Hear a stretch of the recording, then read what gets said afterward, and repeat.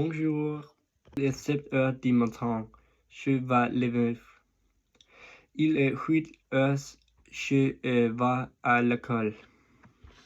Ma pause déjeuner durait un quart d'heure. Il est 15 heures, je rentre à la maison. Il est 6 heures, je dîne avec ma famille. Il est 8 heures, je fais mes devoirs. Il est 9 heures, je me détends. Il er minuit heures, je dors.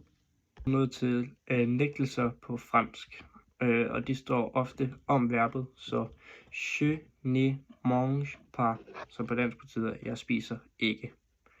Så er der stadig med nægtelser, og hvis verbet starter med en vokal eller et stumt h, så bliver ne til en apostrof, så je n'ai pas faim, som betyder, jeg er ikke sulten. Så kan også stå rundt om hjælpeverbet, som betyder, for eksempel på fransk her, je n'ai pas compris, som betyder, jeg har ikke forstået. Nægtelse er aldrig, som er ne jamais.